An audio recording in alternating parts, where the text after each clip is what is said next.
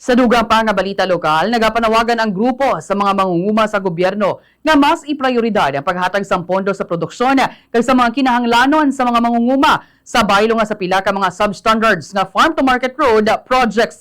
Sa interview sa Buong Radio kay Lucia Capaducio, chairperson sa Pamangas Region 6, yagin pahayag nga mas kinahanglan sa mga mangunguma ang suporta para mapataas ang ila produksyon.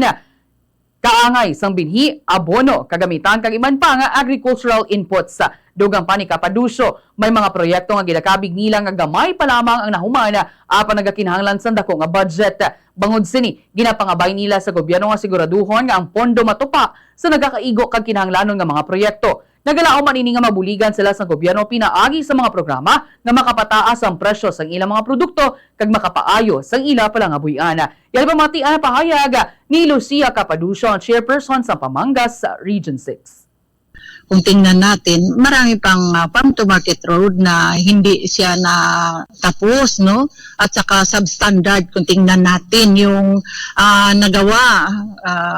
Di natin alam kung anong nangyari doon sa itong program, no, ng government natin. Pero sa itong mayroon kaming dito na record na ito sa national ito, nakita natin na dito overprice siya